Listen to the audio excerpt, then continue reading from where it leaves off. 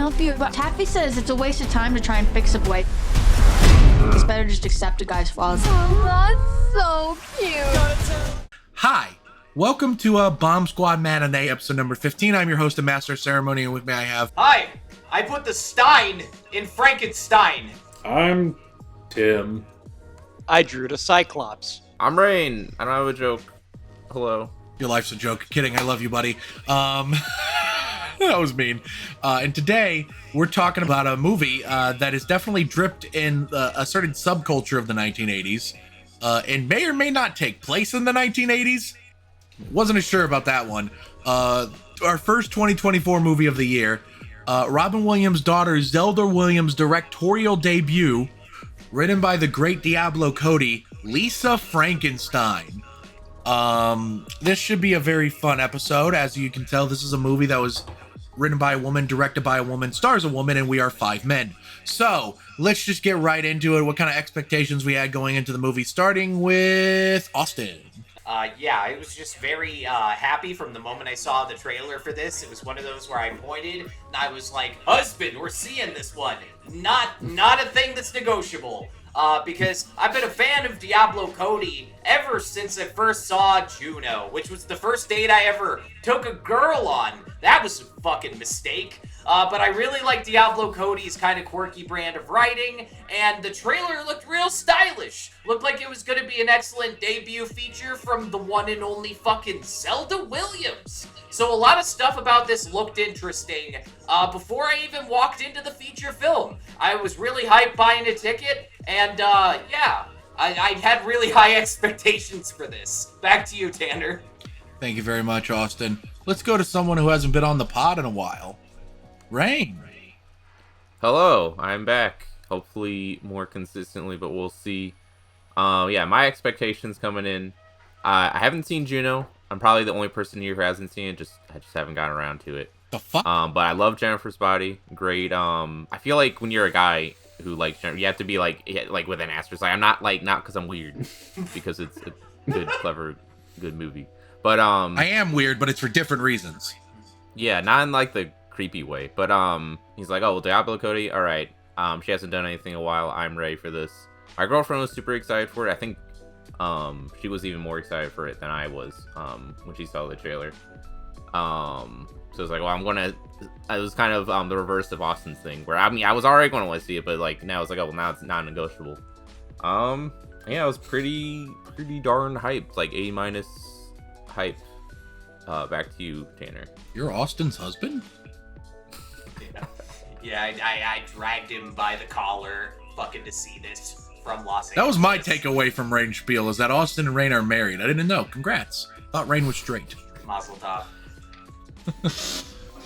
Every time, okay, I have a confession to make. Every time someone says Mazel Tov, my brain immediately plays a clip from the 2009 smash hit by the Black Eyed Peas, I Got a Feeling. Because at some point in that song, they all go, Mazel Tov! And that's all I can think of. I don't know if that's anti-Semitic. Jewish people, that's where they got it from, was the Black Eyed Peas song. They're like, that's a pretty good thing. You know what? I do remember that. So I read a lot of religious texts in high school, and now that I think about it, I do definitely remember the part of the Torah where it goes, my humps, my humps, my humps, my humps, my lovely lady lumps. And I'm bordering on hate crime territory. Tim, save me. What were your expectations? So yeah, this movie looked pretty fun from the trailer. Obviously, Diablo Cody is the big draw for a lot of people. Admittedly, I'm not super versed in her work. Like I've seen a couple of stuff that she's written, and I think she's solid. I do have to admit that I do have to at least attribute part of my like fascination with extreme horror to Diablo Cody at a young age, because of the scene in Juno where Jason Bateman is showing Elliot Page the Wizard of Gore. So I'm just like, I need to know what the hell this is. So there's that. Jennifer's Body, also a very fun movie, and I was just interested to see where this one was gonna go. It looked very stylish, very fun, and what did I think of it? We'll find out later. Back to you, Tanner. Good stuff, good stuff. All right, Joe. skipping you, moving on to our thoughts on the movie. Joe, go ahead. Someday I will get sick of my skipping Joe bit, but that day is not today. Go ahead. Yeah, and the day that happens and that bit's over with is the day that you die, because right. I will have killed. Because, okay. Yeah, because I will. I was gonna say because I will have killed you. Can you hurry up? I'm 26 now. A fun fact: we're recording this on my birthday, and I think I've seen everything I need to see. I'm ready to wrap it up. I'm just a birthday boy. All right, happy birthday, Tanner. Let's get my thoughts over with so we can talk about this movie. Why did I want to see this movie? Other than it looked really good based on the trailers.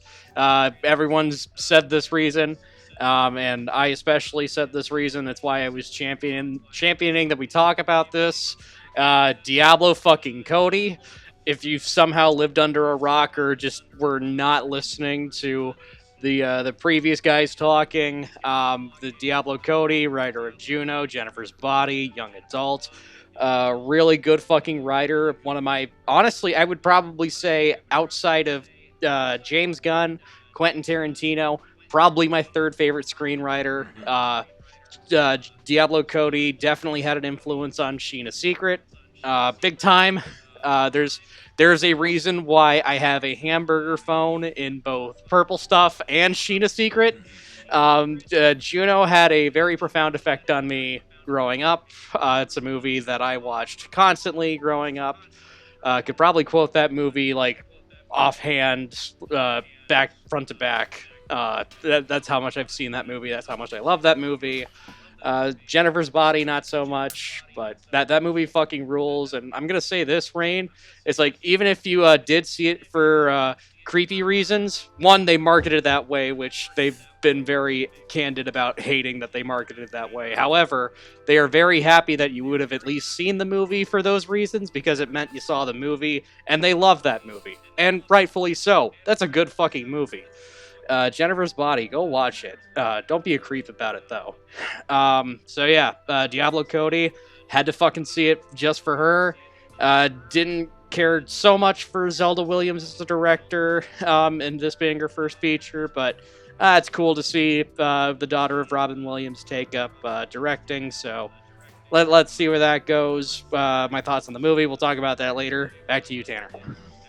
All right, so I'll just get real quick with it. I'm a sucker for a very kind of like niche type of subgenre, which has had many names.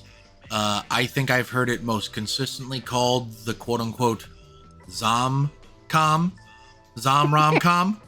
which is a romantic comedy that is also kind of a horror movie. I think this first kind of came into mainstream vogue, at least in my head, with the 2013 movie starring Nicholas Hoult. Joe, help me. Warm Bodies? Warm Bodies. Warm Bodies, thank you. I like that movie. I don't know how you guys feel. I like that movie. I recommend that movie. So very much. good, It's cute like movie. so much so. Tanner loves this movie so much so that he got drunk one New Year's Eve and demanded that we watch Warm Bodies. But then we wound up watching 17 again. Wait, did I actually demand we watch Warm Bodies? Yeah, you wanted to watch Warm Bodies. But no. Here's what happened. You wanted to watch Warm Bodies, but we couldn't find it on Netflix, so we started playing Pineapple Express, and then you got uncomfortable because James Franco showed his face. So we turned it off, and we were like, and then you saw 17 again. So we put 17 again on afterwards. I do not remember Warm Bodies being a part of this equation. I know Happy Gilmore was at one point. I could believe that Warm Bodies was in there. Tim, I believe you also told me it wasn't necessarily I was uncomfortable by James Franco's face. I just sat there the first 10 minutes going, don't remember this. Don't remember this. And then after 10 minutes, I loudly announced to the room, guys, I don't think I've actually seen Pineapple Express. Yeah. Pretty much. I was so sure I had seen it before, and then I'm watching it, and I'm like, what the fuck is this movie about? What are we talking about? Lisa Frankenstein. This is why I like the matinee format. We can go on tangents like that.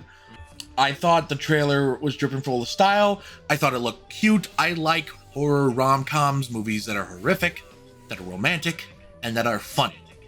There aren't a lot of movies that fit that criteria. You got a lot of horror comedies, You don't have a lot of horror comedies that are also romantic in nature, because a lot of horror directors are cowards, in my opinion, and they make horror movies to hide their true fears, which is that of intimacy and commitment. Austin's face is killing me.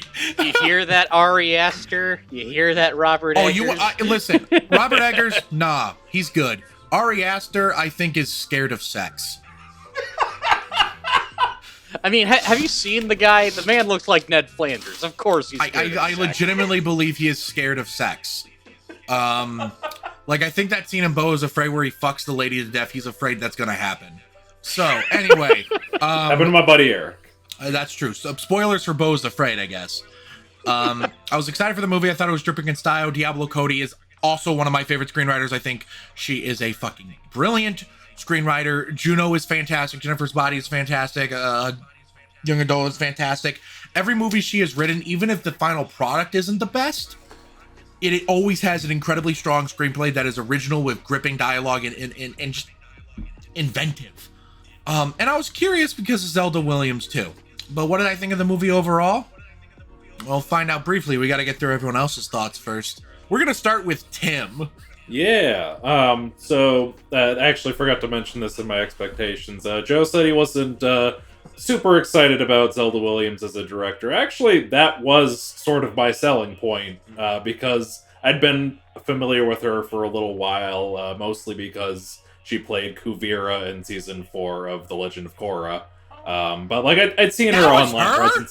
That was her. Oh shit, I didn't know that. This is news to me too. But yeah, I'd been aware of her online presence for a while, and I was just excited to see what she would do as a director. And I think this is a solid start. This is a very fun movie. Like I was saying before, very very stylish.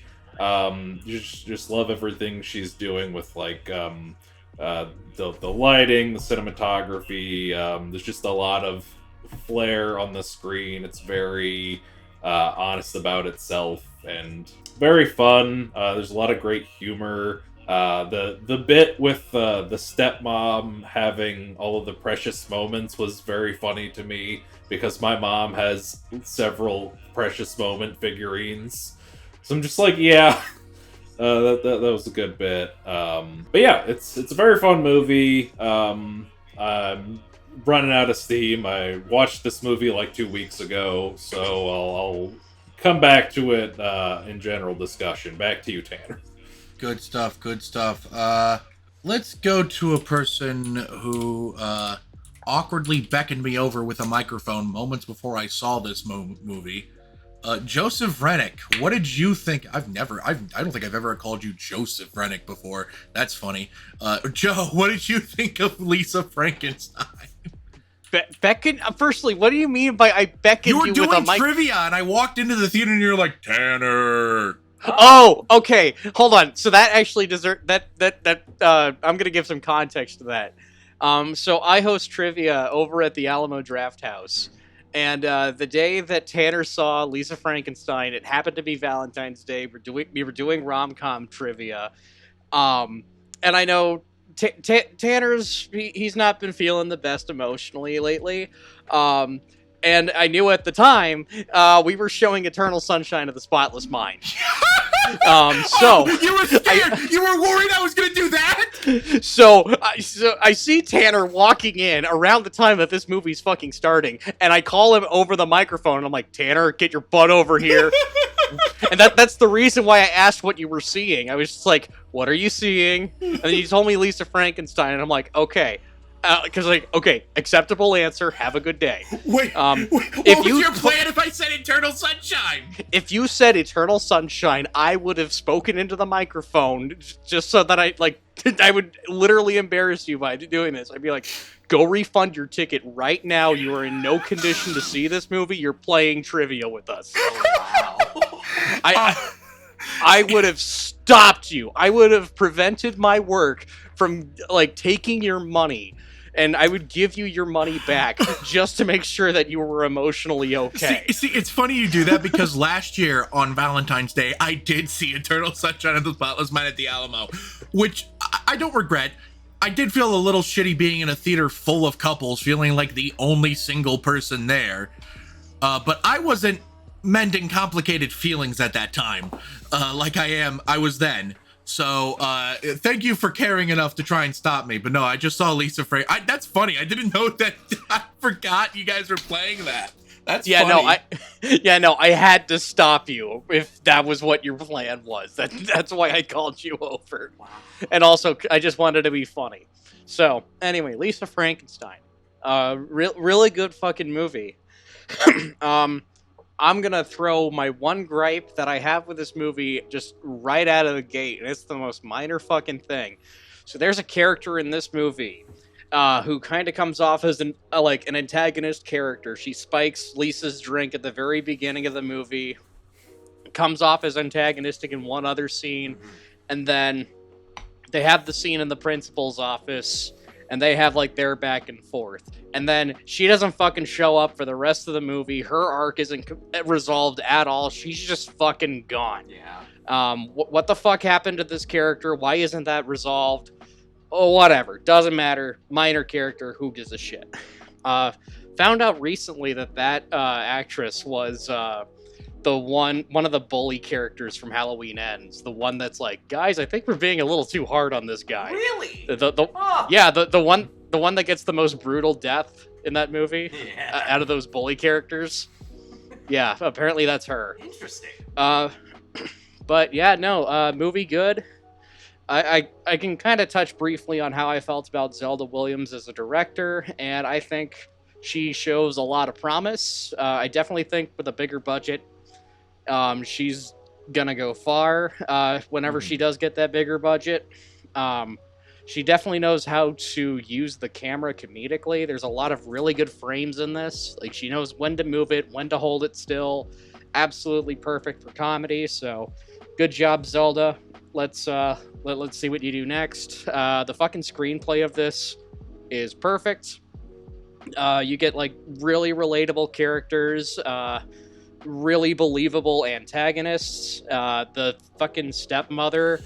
Honestly, a lot of Lisa's family, I can attribute to my family, because, yeah, they're not the best, and I've definitely had things said specifically by the stepmother, said to me directly, which in turn made the Lisa character very relatable for me. As always, her Diablo Cody's way with dialogue is very unique and honestly, like, really makes it stand out. Catherine Newton in this is probably the role of her career right now. Yeah. I mean, it's I'm at a loss for words right now. I'm stumbling over them. Catherine Newton, good in the role. It's like, listen, ungodly attractive woman. So it's like you have to really like play it to make me believe that she can play an awkward character, and she does it. Like, she is ungodly awkward, but also relatable, and it doesn't feel fake at all. So, fucking A. Cole Sprouse, very fun, mostly silent. I don't want to say it's silent because he does grunt, but like, he's really good. A lot of his acting is more physical than it is vocal, so like he really has to work hard to make that role work. Just to go off that, I do like the little thing that they had in the Alamo, like no talk, no text bit where it's them, Catherine Newton and Cole Sprouse. Oh, this is so funny. And Cole says something that she's just like, "You can talk. You were silent the entire shoot." Yeah, the honestly, all of the stuff that they did for Alamo Drafthouse for Lisa Frankenstein ruled.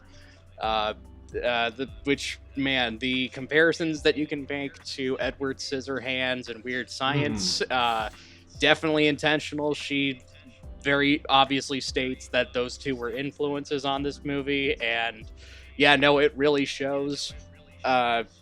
I should let someone else talk. I'm not going to hog the mic for much longer, so movie good. Movie really good. My favorite of the year so far. I like Drive-Away Dolls, maybe not as much as this, though. Back to you, Tanner. Thank you. All right. Now, The person who I'm actually really excited to hear talk about it, because if I remember correctly, I think this person gave this movie 4.5 stars on Letterboxd, which is something he does not often do. So, Rein, if you would please take it away. Yes, I shall. Yeah, normally, one of my, I don't know, it's probably an autism thing. I really like, I take sorting and organizing stuff too seriously. And with Letterboxd, I'm a little too, I take that stuff a little too seriously, where I don't like it's like the IGN school of grading a movie, where it's like, or a piece of media, where it's like 10 is it's good, 9 is it's pretty good, 8 is it's okay, stuff like that. I'm like the opposite, where I'm like, treat it like a bell curve, where it's like 5 is okay, 6 is pretty good, and then like 10 is like, once you get to like 10, it's like 0.1% of movies in my head. It's like you have to be, it has to be the best perfect thing ever. To be honest, I was probably a little, and yeah, I give this like a 9 out of 10, which I very rarely do. I don't know. To be honest, maybe I was just being more easygoing with this one, but I don't know. I just think stylistically, I think the two things that really made me adore this one is that stylistically, I think it's very it's just very memorable, very strong. Everything coheses together, and then it's just like there's, other than Joe did make a good point, like how she's a big enough character that the kind of bully character, like she's a big enough character that there should have been a better payoff, but I don't know. I feel like it's pretty much a perfect script. I feel like it, or very airtight. Everything it sets out to do, I think it just does very well, and it was very heartwarming. It made me feel feelings. The common complaint when we're talking about Marvel movies, I think I've been on most of the Marvel movie reviews here. I like pretty much all of them, but like I don't feel emotions really. I'll feel like diet emotions is the term I coined for Marvel movies and stuff like that. But I feel actual emotions watching this. A lot of actual emotions. It was great. Diablo Cody. I guess I would describe her scripts, now that I've finally seen more than one of her movies she's a part of. Very, very loud and in your face, but in like a good way. With like her style and all that. Everyone's, that's been commented to death, I know, from with like Juno and all that. But like not like to a distracting degree where it's like pulling yourself out of the movie. Like it's very much, it helps. I don't know, it all feels like one it all feels like it all feels fitting. It doesn't take you out of the movie at all. Every character very well defined, great dialogue, very hilarious time. And then I won't get into this too much, because I remember when I read Tanner's review, he goes into this a bit, but again, with autism, I think that also helps relate to the main guy, main zombie boy. Definitely feel autistic coded a bit, or we're just reading into it too much, but probably not. This is a very cute movie, and I guess also another thing that helps me extra appreciate this was that my girlfriend, I think she related a lot to the main character in particular. Like, it definitely felt like, oh, am I looking at you in high school right now? Which added a bit to it. And yeah, no, it's hard to, I don't know, it's I guess like the short version is it's a very cute movie. And it's very great it's very good at being a very cute movie. That is why I like it as much as I do. All right, I'm probably done. So back to you, Tanner. We'll get more into it in general discussion. I'm glad, though, Rein, that I'm not the only one that picked up on that, even if it's not intentional from the writer and director. At least I'm not the only one picking up that type of characterization out of the monster character. Austin, your time to shine. The man that was almost not on this episode, but is. I think two of the Diablo Codyisms that stuck out for this movie, like in my memory after my first viewing a couple weeks ago, was when she's showing the zombie like the radio, and she's like, oh, that's the station that Taffy listens to. It's for beer sluts. And just the word beer sluts hit me like a fucking train. And then when she's yelling at sort of the cool boy who, has wronged her in such a way that's relevant to the plot, and she's like, you want to be the one in the relationship who likes cool things. You couldn't handle dating someone who also likes cool things. I love that little speech. I hope that people use it. Am I alone in thinking that, like, whoa boy, that's a really surprising PG-13? Oh yeah, the ear. I was with convinced one walking scene, out yeah. that it was R. Right. yeah. I had to like ask Cody, just like, was that PG-13 or was that R? I couldn't tell for sure. That is a hard PG-13. I went and checked my phone after the scene where they fucking cut off the mom's ear. I was like, this is R, right? This is no! The fucking ear gets cut off. The hand gets chopped off, held up in frame. But most importantly, a dude gets castrated with a fucking axe in this movie! In slow motion! This movie is like the opposite of that time that David Lynch's daughter got hit with like a fucking NC-17 because her movie had one throat-slitting scene. Came out around the same time as Sweeney Todd 2, which effortlessly got an R rating. Very funny bit of history. Clearly, the MPAA has more fondness for the spawn of Robin Williams than the daughter of David Lynch. Very happily surprised they got away with what they did in this film. As far as, like, the horror elements go. Boys, I gotta make a confession. Before this movie, I generally had a negative impression of Catherine Newton. I just remember watching her, like, her line reads in Quantumania and thinking, holy shit, out of all the bad stuff that's going on right now, she's easily the worst part. Like, close your fucking mouth, you're gonna accidentally eat dust or something. Now, I don't know if that's a fair assessment because I haven't seen Freaky, I haven't seen Blockers, and I haven't seen Paranormal Activity 4 since that time it won the Golden Palm at Cannes. But I could tell from the trailers that that big red wig 1980s Catherine Newton was 100% my fucking jam. Her transition from like quiet traumatized weirdo into overdramatic serial killer GF was positively delightful. Her sister Taffy and the undead guy gave it even better performances than she did, but it's like the Margot Robbie and Barbie effect, where she deserves a lot of credit for giving them something consistently nice to orbit around. Commenting on the movie as a whole, I am shocked and enraged that it's cold in the ground with a measly 51% critic score. Right? But then again, I'm like... this is the most baffling critics reaction I've had in a while. Critics like any fucking bullshit slop you throw at them nowadays because they'll give anyone a tomato meter as long as they have a pulse. And this has a 51%. I hate to say it, the only explanation to me has to be misogyny or something. Like, I can't comprehend it. I'm sorry. Did they give Quantumania like? No, that has like a 47 or something. It's worse. Okay, so that.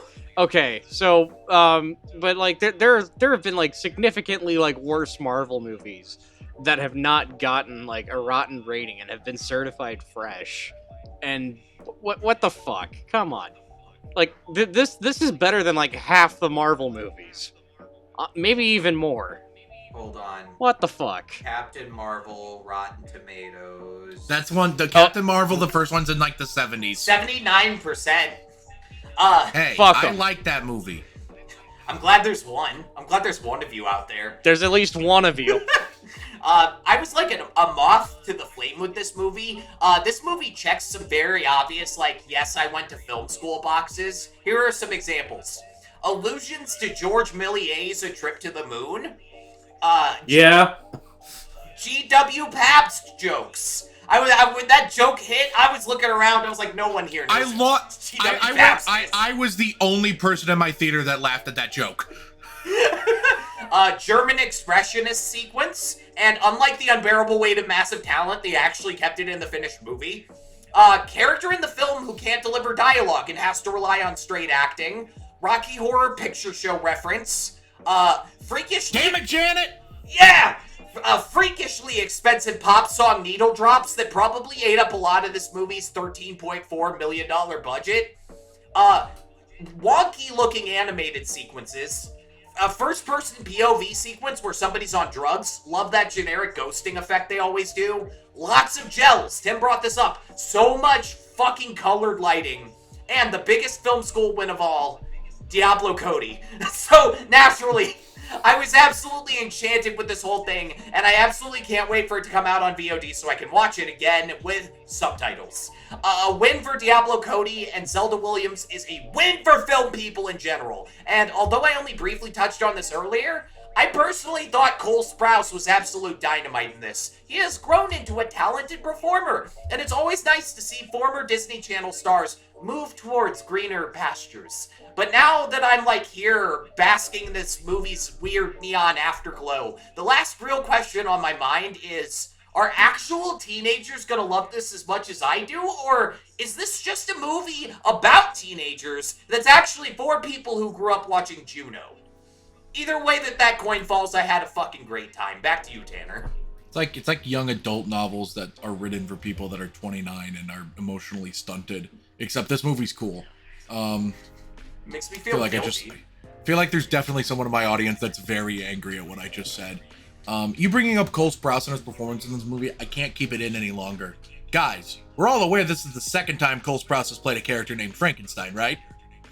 Hey, there we go. What was the other time? Tim gets what I'm going at. Big Daddy! Oh, right. Okay. Because he's the kid in Big Daddy. Remember how it would kid would like, what do you want to be? Whatever name you want. He's like, Frankenstein! I'm gonna become the Joker. Austin's like, how did we bring up Big Daddy? Austin's sitting here thinking, thank God I don't edit this shit anymore. I don't need to download a copy of Big Daddy tonight. Rock and roll! I've been holding that in. Let's get right into it. This is by far my favorite movie of the year so far, and it would not surprise me if it's still in my top 10 by the year's end. I think it is absolutely dripping in style that is not lacking in substance. It's absolutely backed by substance. The characters, despite a lot of them feeling very stereotypical, also feel very real. These feel like very real people, even the stereotypical ones. For example, the sister-in-law character, or stepsister? Stepsister. Yeah. The stepsister character in the movie being like actually a cool person, like a little airheaded maybe, but genuinely like caring and wanting to help her new sister and make her feel accepted. Kind of really awesome and sweet. And it's stuff like that I really appreciate. The stepmom character, sure, kind of a stereotypical evil one, but the actress plays it to perfection. The set design is so incredible. Every shot is dripping in style, from the camera work to just the way the shots are lit, from the way they're set up. I am shocked that it's PG-13. It's a hard PG-13. I think the jokes really land. I think it's nice that for the most part, every single person that gets like killed in this movie deserved it. You got the evil stepmom, you got the rapist, and worst of all, you have the cop. So... am I forgetting anyone? Oh, the boyfriend. Yeah, he kind of sucked. We all know like the deep indie guy who's just wants to go after kind of like dumb Disney. He wants to go after a type of girl that has the aesthetic of a girl that is into the same things he is, but he doesn't actually want her to be in the same thing he is, because fundamentally he needs to be cool. The media he consumes is the only facet of his personality that makes him human. And if someone else has that, then it breaks him. We've all met a person like that before. So the things that really stood out to me in this movie, though, of course, Zelda Williams' direction is A1. I think she absolutely knocked that out of the fucking park for a directorial debut. Holy shit, I can't wait to see what she does next. If this movie only cost $13 million, and it looks like this, I can't wait to see what she does with like 50, 100, $150 million. Diablo Cody, it might be the recency bias in me. I won't lie. I am borderline wanting to say this is my favorite screenplay of hers ever. It's probably recency bias because it's hard to beat Juno, but I think it's very close to quality to Juno for me. I think it's definitely the same tier. It's definitely that upper tier for Diablo Cody. When everything you made is gold, you know, you have like your gold, and then your normal gold, and this is gold. The acting in this movie is incredible. This is, as we've all said, I have not been too impressed with Catherine Noonan's work up to this point. I don't really blame her for whatever happened in Quantumanium. I don't believe that movie had a script. I believe she was fed her lines seconds before action was yelled. I say that as someone that actually liked that fucking movie. I don't know why I like that movie. I just know that when I watch it, I have a good time. And then afterwards, it feels like my brain got smaller. They did the Ant-Man shrink way on my brain. Tanner, remember, it's the Kang Gangbang. The Kang Gangbang! Simpler times. Even though, man, that scene is aged so goddamn horribly. Let's not talk about that. Remember in Ant-Man and Wasp: Quantumanium where I'm obviously horny for Jonathan Majors? Man, that aged really poorly within like less than a month. That whole episode aged like milk. Everything about that, throw it out. Jesus Christ. Anyway, Catherine Noonan's incredible here. Cole Sprouse is incredible here. Cole Sprouse, honestly, to me, was the standout performance of the movie. Not that Catherine Noonan wasn't great, because she was fantastic. But Cole Sprouse is able to do and convey so fucking much without even having a single line of dialogue. That is not easy to do, especially when in the early stages of this movie, he is limited in what he can do physically because he has to do this whole, like, I'm still learning how my body works again thing. I'm missing a hand. I'm missing an ear. I'm missing a penis. You know, so it's absolutely incredible what he's able to achieve here. I've always believed Cole Sprouse and Dylan. They're both talented performers in their own right, but this is a truly, I have never seen work by either of them that has impressed me like this one did. And this one truly impressed me. The acting was incredible. And as Rein alluded to earlier, the primary thing about this is, let me put it this way. So, as Joe mentioned, I saw this movie on Valentine's Day, knowing that it was at least in some nature romantic. I don't want to get into it too much, but let's just say I've, the past 2.5 years or so, I have had a difficult time with this whole dating thing. I've been ghosted a lot. I have met really cool people that didn't quite feel the same way a lot. And it can get really draining, especially when, admittedly, as a person with autism, sometimes I feel like I'm fundamentally not compatible with what a romantic relationship is supposed to be, especially when you grow up having self-esteem issues in large part due to your autism. Cole Sprouse's character in this movie, to me, felt autistic. Rein picked up on it too, so it wasn't just me. I think I heard Tim agreeing with Rein, so maybe Tim kind of picked up on that too, or is just hearing it and he's like, yeah, I feel that. To me, Cole Sprouse's character read very autistic, with like his difficulty reading social cues, his clear special interests in stuff like music, the piano, his sort of like single track mindedness, his very literal interpretations of most things being said to him. It, to me, read as autistic. I don't know if that type of interpretation was maybe intended by the writer and director or not. I don't know if I'll ever know unless I break into Diablo Cody's home and ask, but unfortunately she has a restraining order against me. I've already done that 7 times. To see a character like that essentially be his authentic self and find a meaningful relationship in the end, to me was really beautiful. And it meant a lot to me to be able to see that on Valentine's Day, a day that, quite frankly, let's be honest, for a lot of people, if you're single, that day can fucking suck. Really meant a lot to me. And I think one of the most deeply, heart-wrenchingly romantic things I have seen in a movie recently is when Lisa, goes to off herself in the tanning bed and she leaves a note for the creature that says, "Death is temporary, love is forever." Oh God. Good. Yeah. That got me. That got me really bad. I think that is one of the most beautifully romantic things I have ever seen in a movie. Death is temporary, love is forever. We often talk about death as this forever thing. Once you're dead, it's over. So just power. There's so much power in just saying death is temporary alone, but death is temporary, love is forever. Love being, to me, the most unique thing about humanity. That has always been my fundamental belief, that love, whether it is romantic, familial, or friendly, platonic, whatever the type of love you have is, I find to be the most unique thing about humanity. You can't measure it. It is uniquely human. And something rest of the Interstellar script. They do. I think that was a beautiful statement on love. I think it's a beautiful movie. I think it's a very romantic movie. I think it's a really funny movie. I can't get enough into how fucking funny this goddamn movie is. It's hilarious. Even the emotional scenes have humor in it sometimes. Catherine Noonan's line delivery of, "Not here. First we have to hide the body," is so good. Love this movie to bits. I gave it 5 stars. I don't care. 10 out of 10, 5 out of 5. It's a beautiful movie, beautiful picture. But I got some other stuff to say, including something I am going to start general discussion off with. So we'll get into that after a brief commercial break. Welcome back from that commercial break for another commercial break. You see that? You see that shit right there? That palette right there?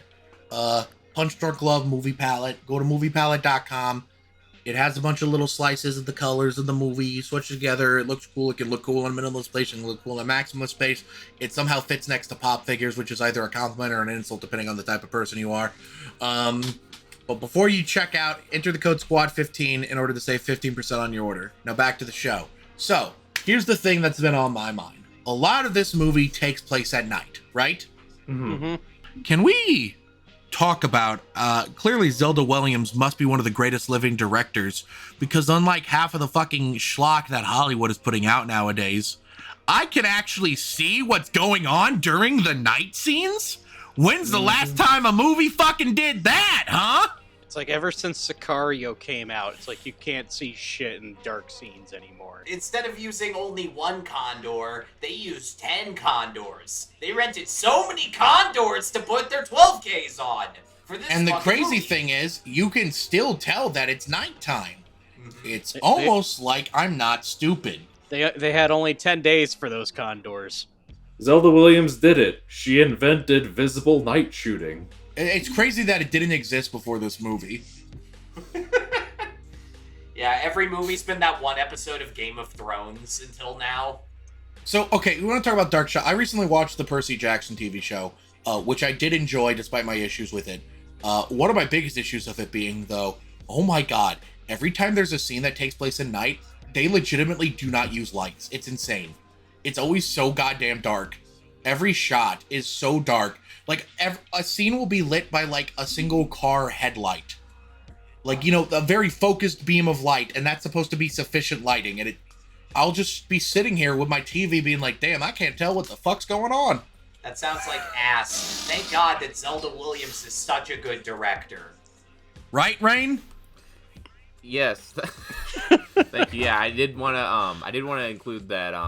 Yeah, no, great directorial feature from her, and something I think that's I really appreciate is she clearly did a great job directing all the actors, because like you all said, the main lady, she did a great job, surprisingly good, because yeah, I thought she was pretty forgettable in Quantumania, but here she really brought it, as did everyone else. So I feel like at least part of that is their talent, but also Zelda being a very strong director of actors, I have to imagine.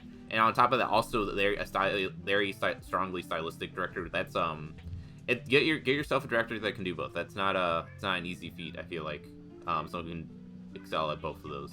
Usually a director to like specs into one of those. So I thought that was pretty cool.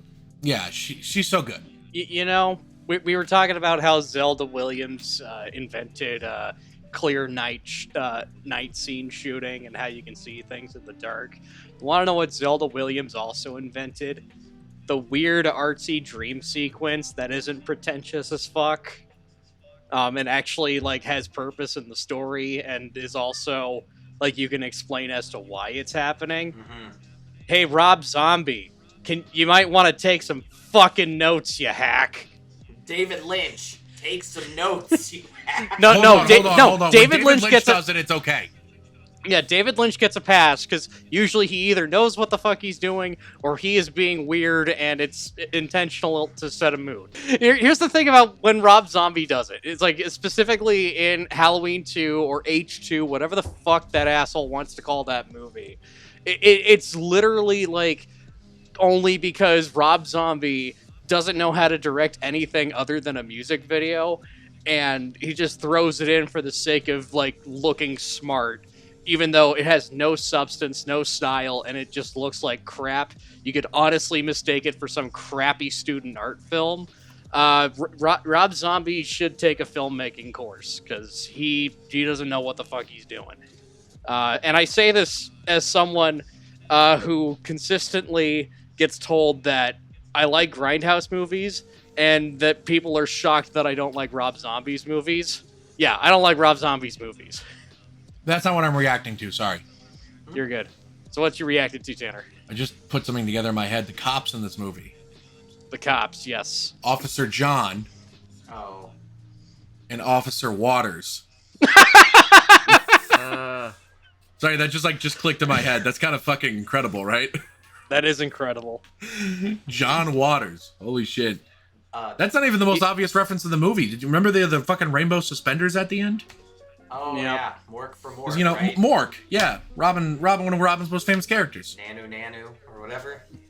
Yep. I don't think you can say that anymore. There was a reference that I thought was kind of nice. Tanner, you just went on about like the note that dying is temporary and love is forever, and then afterwards we finally get to hear Cole Sprouse actually talking, which was nice and cathartic. I thought they were gonna pull a John Woo Silent Night and he never got to speak, so I was really satisfied.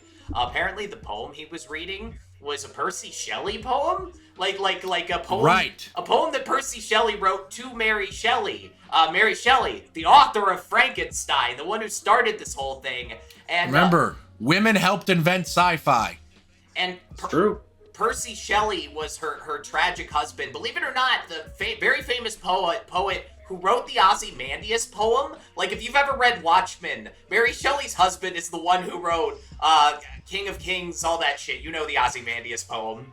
I know it most famously because it was used in a promotional material for the last half of the final season of Breaking Bad. Look on my works, ye mighty in despair. And Tim knows the ad I'm talking about. Percy Shelley also died tragically, I think, in his late 20s, and Mary had to go on the rest of her life without him.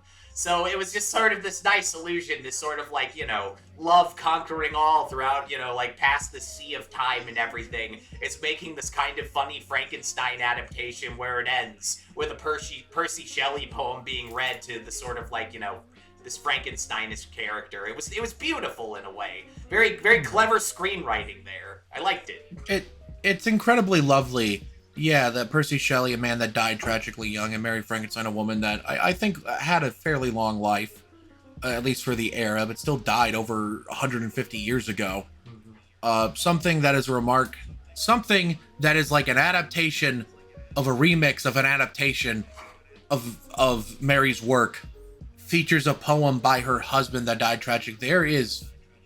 I'm doing a long-winded way of saying the exact same thing you're saying, Austin. I'm just trying to say I agree, and there is something beautiful about that, how love truly is eternal. If it's meant to last, if it's gonna be, it will find a way to fight through time and space to remind you, through the whispers of it, that it still exists. I legitimately feel like I'm saying cut lines from the script for Interstellar right now. Love. I should Tanner, rewatch Interstellar. Tanner, I'm not gonna lie, I was half expecting you to make an Eternals joke. I like Eternals. Good movie. Hot take, wrong best movie of that year for me. In hindsight, I should have said Tick, Tick, Boom. How the hell did Lisa's dad pull Lisa's stepmom? How do you do that? Yeah, you know that's the thing. It's like that guy, the dad from Stranger Things. It's like in Stranger Things, he's married to Cara Milano. In this, he's married to Carla Gugino. Like really interesting named ladies, but also like really beautiful women too. And then you look at this guy, and he's just like the biggest stick in the mud. Women like men. I'm gonna say this. I'm gonna say Many this. people Don't are get me saying wrong. this. That actor, he plays that particular role really goddamn well. I mean, he's made a living off of it. 4 seasons of Stranger Things, now this. Honestly, if he just plays that character for the rest of his life, I think I'm gonna be okay with it because he plays it really well, and he's always funny. In the most deadpan of ways. It's funnier when he gets to be a dick, though. I will say that. And I think Lisa Frankenstein was missing that. He wasn't as big of a dick. Speaking of the whole family thing, one of the bits that I thought was very funny was when they realize that the mom is missing and they're calling the police and giving all these super specific descriptions. It's she has brown eyes with green contact lenses. Just all of that shit. All right. Couple questions. I'm going to throw these out here. Is this the best use of Can't Fight This Feeling Anymore by REO Speedwagon? It might be. I'm inclined to believe that it is, because what's the competition? I mean, it Horton played Hears once. a Who? I was gonna say, it played once in the movie Air. The ending of Horton Hears a Who, which... Okay, I but mean, now is that I think kinda about dumb. it, the ending of Horton Hears the Who is, to me, the best part of the movie, Horton Hears a Who. It's really the only memorable part of that movie. I I'm not like gonna it when lie. movies and TV shows have a bunch of characters break out into song out of nowhere. But it's like, but it's not like in a musical way. It's in like just like an organic in-universe way. Yeah. And they do it in a really fun way in this movie, too, twice, where it's like they play it on the piano. Catherine Newton cannot sing for shit, but that's kind of the fun of it, because she's, like, really getting into it. And then they bring it back at the end, and it's a cover by JoJo, who has been making her comeback somewhat recently, which fucking rules. I guess JoJo's Bizarre Adventure? No, not that JoJo. To be continued. No, I guess she's been friends with Zelda Williams forever because Robin Williams was in RV and so was JoJo. Oh. So, yeah. I Not guess, RV, like, not again. we're bringing RV back, baby. But yeah, no, she's been on the up and up, and I guess she got invited to do a cover for the movie, and it fucking rules. Lots of big names in this. Lots of interesting actors too. I failed to mention the other reason why I was excited for this movie, because Jenna Davis plays a small part in this, and we all know Jenna Davis. She's like one half of Megan. We stand Megan in this house. One last question: the sex scene at the end, does that count as necrophilia? Yeah. Austin, what are your final thoughts on the movie? This is a classic case of releasing the right movie at the wrong time. And I am forever blaming Focus Features for fucking this up. If Lisa Frankenstein had come out around Halloween, this movie would have made 1 billion domestic, 2 billion international. Zelda, you got absolutely robbed. Back to you, Tanner. You want to talk about Focus Features fucking up a release of a movie? What about the fact that they delayed Drive Away Dolls from September all the way to February because they couldn't get promo because the actors were on strike, and then they proceeded to not properly promote the movie? The thing wasn't winning Drive Away Oscars. Dolls is great. Second favorite movie of the year. Love Drive Away Dolls. Fantastic. Ethan Coen, best Coen.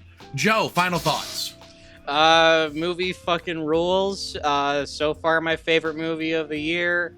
I wish I had more to say because, but we gotta wrap this bad boy up. So I'm just gonna leave it at movie good. Very good gateway horror movie. If you've got teenagers that are like your siblings or your cousins or whatever, and you want to get them into horror, I'd say this is a good gateway for that. Show them this movie. Good time. Movie good. Back to you, Tanner. Rein, final thoughts. Yeah, it's a very... I don't really have anything to add. I feel like I've said all there's to say. Great time. I told Tim, you I'd final hold your thoughts, hand. Yeah, it's a great time. Definitely recommend checking it out. See it on a date. See it by yourself. See it when it comes to video. It's one that you're gonna have a good time with. Zelda Williams, I'm excited to see what you do next with a bigger budget. You have some promise, and I'm excited to see what comes next. Back to you, Tanner. See it on a date. See it with a friend. See it by yourself. See it on video. See it with a stranger. See it with your kidnapping victim. And See it with your cat. Yeah, that too. Love the movie. It's my favorite movie of the year so far. 5 stars. Brilliant work. Zelda Williams, you have so much potential as a director. Catherine Noonan, I hope you're given more sort of weird off-the-wall roles like this one in the future. But more than anything, Cole Sprouse, thank you for your wonderful performance. I feel like because of the nature of your performance, you're probably not going to be given many flowers. But trust me, you deserve all of them. That's all the time we have for this episode of Bomb Squad Matinee, so thank you very much for tuning in. If you're listening on any of the audio platforms we're on, thank you very much for listening. We really appreciate it. How about you mosey on down over to our Patreon, throw a couple bucks our way. It would mean a lot to us. Tim's very hungry. Please give him money. Put food in mouth. Put food in mouth. If you're watching this on YouTube, thank you again oh so very much for watching. Go down in the comment section below and let me know, what do you think of Lisa Frankenstein? What do you think of Zelda Williams' potential as a director beyond this? What's your favorite Diablo Cody script? What's your favorite Cat Noonan performance? And finally, holy shit, it was crazy when that guy's dick got chopped off, right? Crazy, right? Yep. Comment below and let me know. And while you're down there, hit the like button so you know how much you like us. Hit the subscribe button so you know how much you love us. And hit the bell icon so you know exactly when we upload new videos. Tune in next week for Drive Away Dolls. We'll see you then. Bye! If you say Tully is your favorite Diablo Cody script in the comments, I'm gonna call you a liar.